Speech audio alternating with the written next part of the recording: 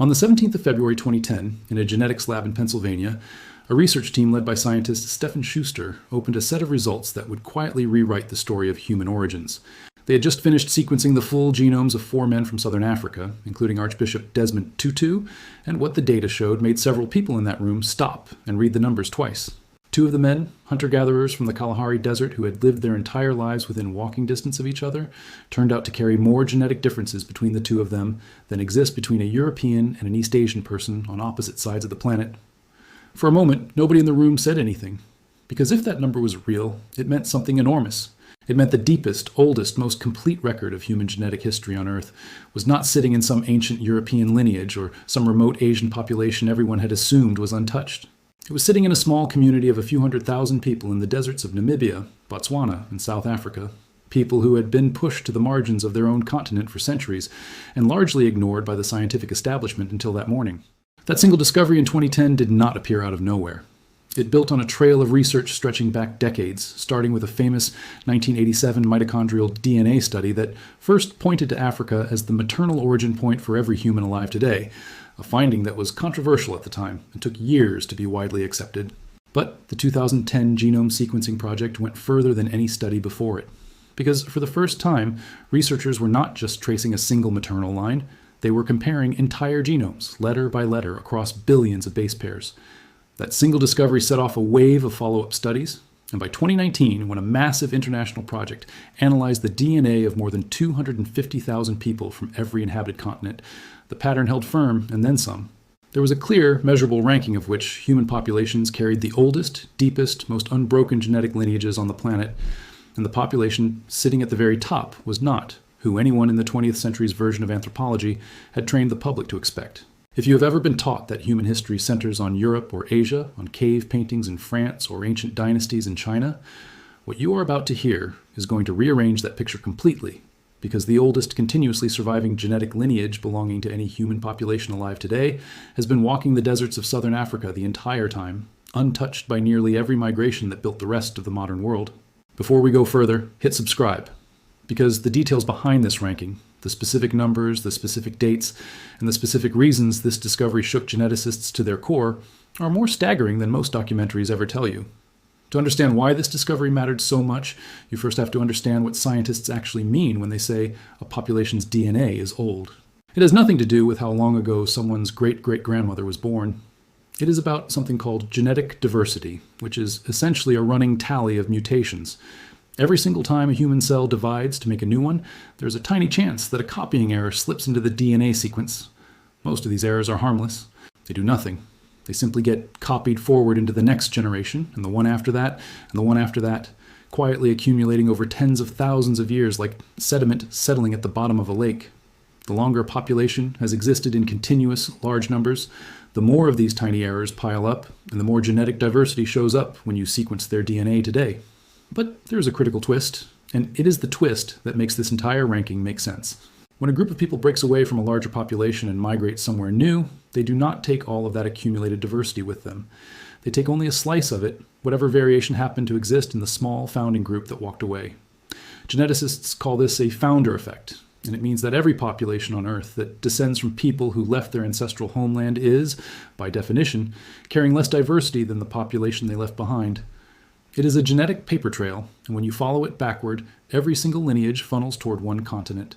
Every scrap of genetic evidence, every fossil, every ancient tool, every mutation rate calculation points to the same origin point for our species, and that origin point is Africa. And here's a detail that surprises most people. The migration out of Africa was not one clean, single event. It happened in waves, some successful, some not. The major wave that eventually populated the rest of the world left roughly 60 to 70,000 years ago. But archaeological evidence and tiny fragments of ancient DNA suggest there were earlier attempts, groups that pushed into the Middle East or parts of Asia as far back as 100,000 years ago, only to vanish, leaving no genetic trace in living populations today. The populations that stayed behind in Africa avoided those dead ends entirely, and in doing so, kept the fullest, most continuous version of the human genetic record intact. For most of human history, we had no way to actually measure any of this.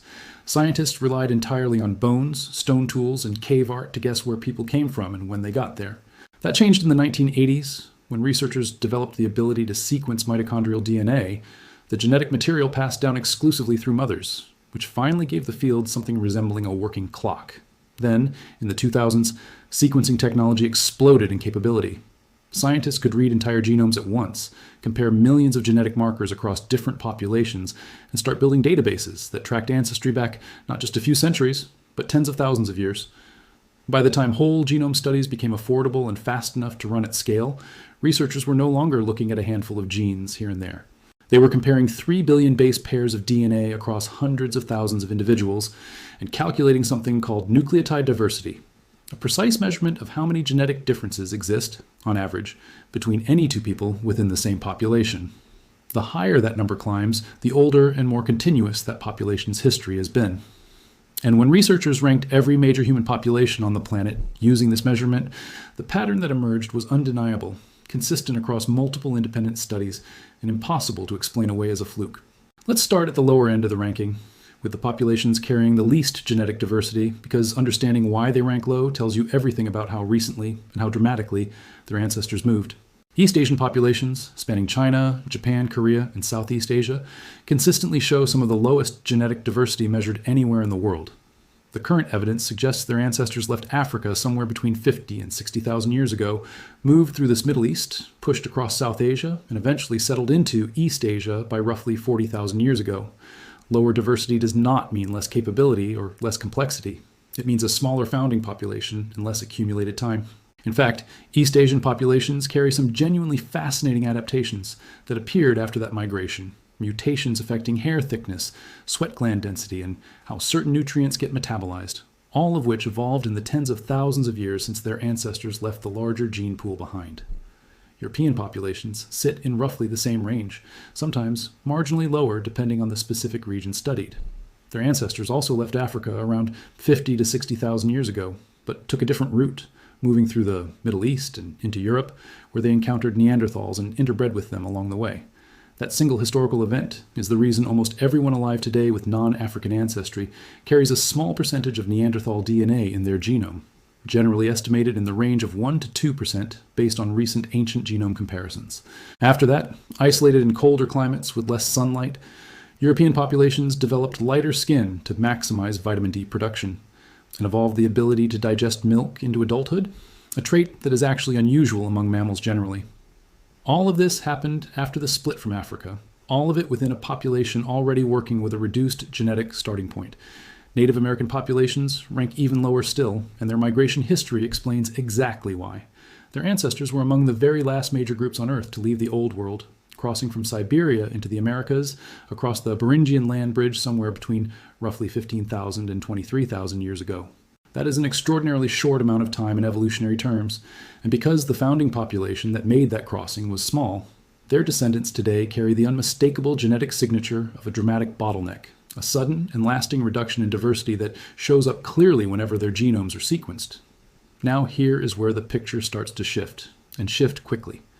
As you move geographically back toward the region where humanity actually originated, genetic diversity does not creep upward slowly, it climbs fast. Middle Eastern populations show noticeably higher diversity than either Europeans or East Asians, and that makes complete sense once you consider the region's history.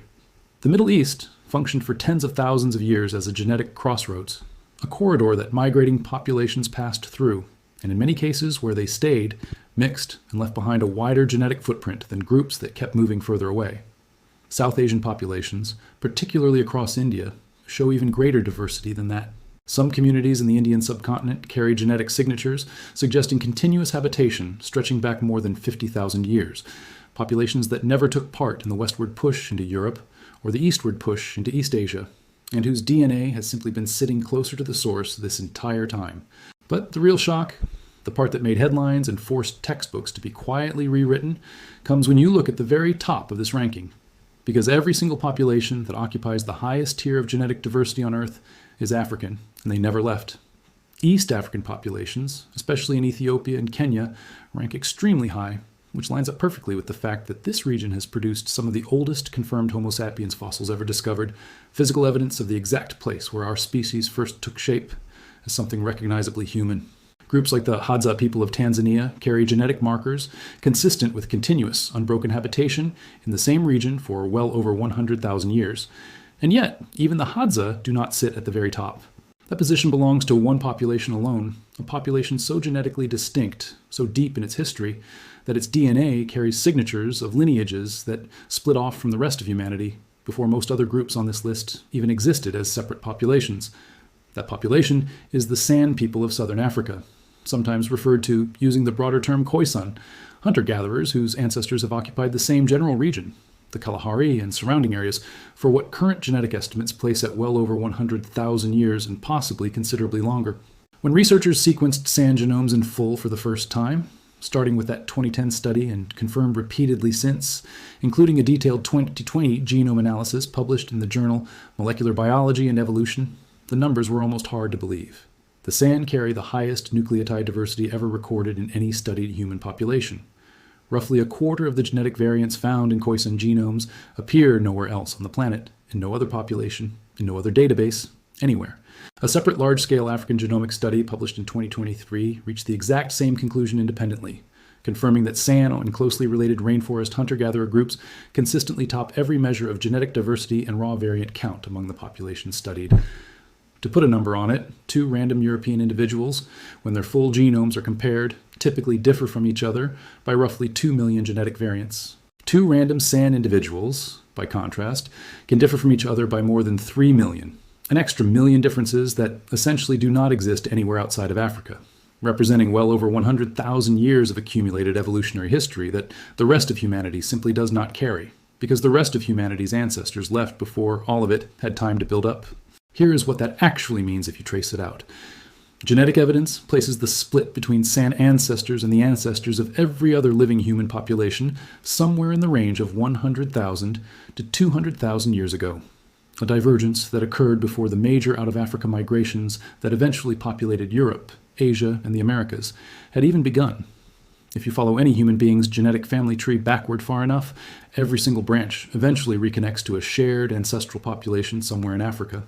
But the San sit on some of the very deepest, oldest branches of that entire tree, largely untouched by the waves of migration, mixing, and bottlenecking that reshaped the genetic makeup of every population that left the continent.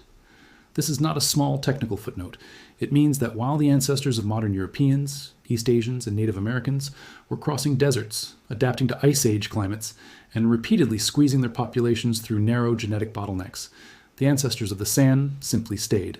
They stayed in the environment their species had already spent hundreds of thousands of years adapting to, and in doing so, they preserved a version of the human genome that the rest of the world essentially lost the moment their ancestors decided to walk toward the horizon.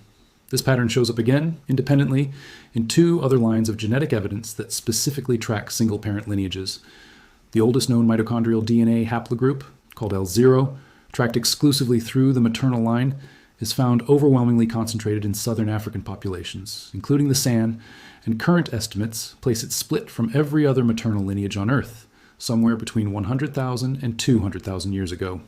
Every single maternal lineage carried by every other human population alive today descends from branches that split off after L0 already existed.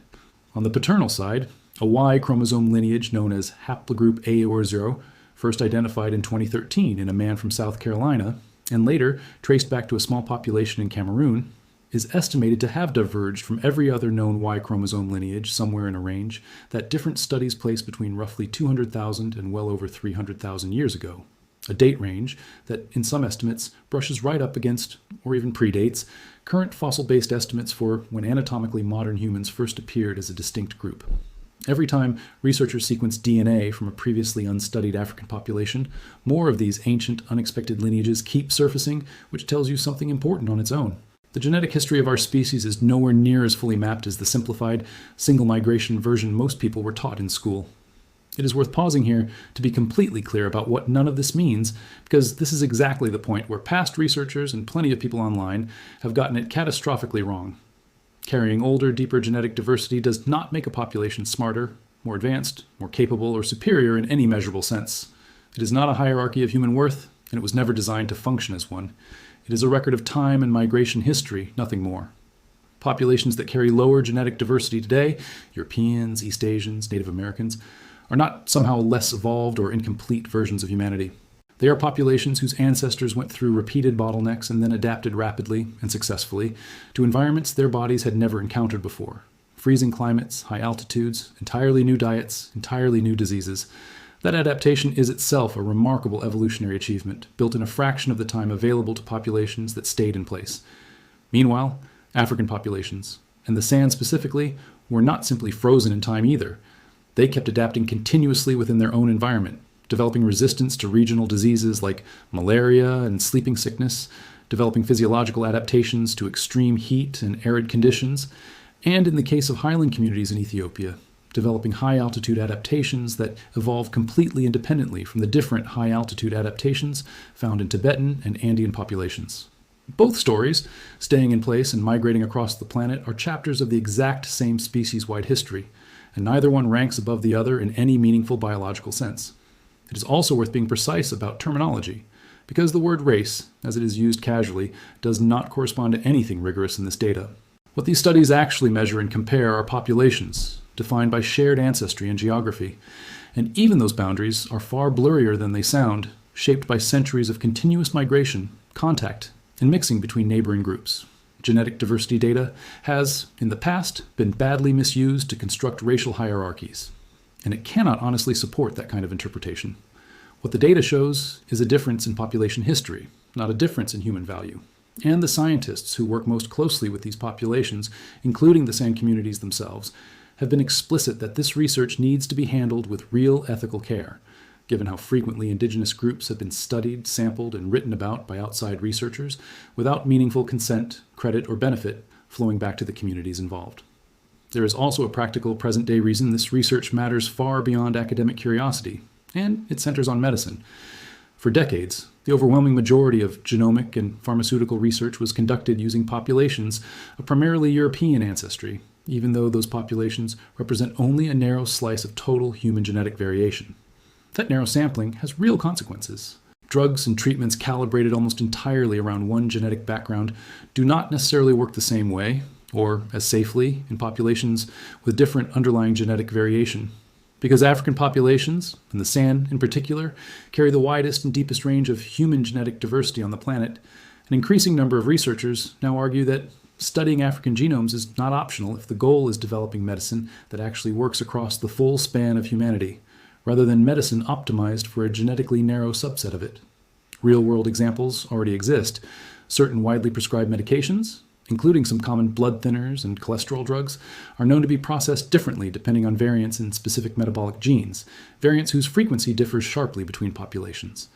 A dosage carefully calibrated using data from one population can turn out to be too weak or dangerously too strong, in another simply because the underlying genetic toolkit for breaking down that drug is not the same. Closing that gap starts with sequencing a genuinely representative slice of human diversity. And right now, the genomes holding the deepest slice of that diversity belong to African populations that remain some of the least studied on Earth. There is also a resilience angle worth understanding.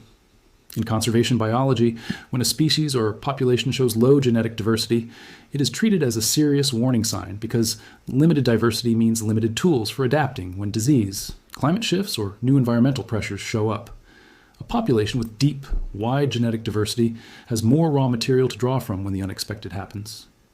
By that same logic, the diversity preserved within sand populations represents something close to a biological insurance policy, quietly maintained for well over 100,000 years, long before anyone understood what that diversity even was or why it mattered.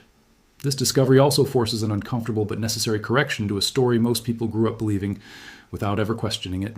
For generations, museum exhibits, textbooks, and popular science documentaries built almost the entire narrative of human origins and evolution around European archaeological sites, Cro-Magnon remains, Neanderthal caves, ancient European tool assemblages, as if that was where the most important chapters of the human story had unfolded. But the genetic evidence tells a very different story. The population carrying the deepest, most continuous, most unbroken genetic record of Homo sapiens on the entire planet was never in Europe at all. It was in southern Africa, the whole time, largely overlooked by the scientific mainstream until sequencing technology finally caught up to what their DNA had been quietly recording for over 100,000 years. So what do you actually do with a discovery like this? First, you recognize it for what it is, a story about migration and time, not a story about which group of people is superior to another. The populations that left Africa lost diversity because of founder effects and repeated bottlenecks, not because they were somehow lesser. They went on to adapt, survive, and thrive in environments their ancestors had never previously encountered. The populations that stayed in Africa preserved the deep genetic legacy of the entire species, without ever needing to leave the environment their bodies had already spent hundreds of thousands of years perfecting. Both are essential, inseparable parts of the same overarching human story. Second, this knowledge has genuine practical value, pushing toward better medicine, a more complete and accurate model of human evolution, and a deeper appreciation for just how wide human genetic diversity actually is once you stop treating one narrow slice of humanity as the default. And third, it is worth remembering that DNA only tells part of the story. It tells you where a population came from and roughly when, but it does not define who a group of people is today. The Sand People carry the oldest, deepest genetic lineages currently known on Earth, but they are not relics. And they are not living fossils frozen in some ancient past. They are modern communities, navigating entirely modern challenges, in the present day, the same as every other population discussed here.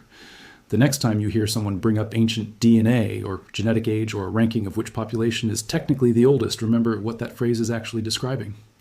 It is describing migration history. It is describing time, geography, and the specific, sometimes accidental decisions that led certain groups of people to stay exactly where they were while others decided to see what existed beyond the next horizon. It was never a ranking of intelligence, worth, or capability, and treating it that way misses the entire point of what this research actually reveals. It is a map, tracing the long, winding path every human population has walked since our species first emerged, and every single person alive today, no matter where their ancestors ended up, is connected to that same map by threads of DNA that trace back over 100,000 years to the same starting point. The Sand People did not shock the scientific world because they turned out to be superior. They shocked the world because their DNA is a living reminder that humanity's deepest roots never actually went anywhere. They are still there, in the same deserts where our species first took shape, still carrying forward a genetic inheritance that the rest of us left behind the moment our own ancestors chose to keep walking. And that is really the detail worth sitting with once the cameras stop rolling and the headlines fade. Every population discussed here, from the San and the Kalahari to Native American communities, descended from that final Beringian crossing, is running on the exact same biological software, shaped by a shared starting point and then rewritten in different ways by different environments over tens of thousands of years. The rankings make for a striking headline, but underneath the numbers is a far less dramatic, far more unifying fact. There is no separate origin story hiding in anyone's genome. There is one shared human story still being written, and the oldest chapters of it are still being read today in the deserts of southern Africa.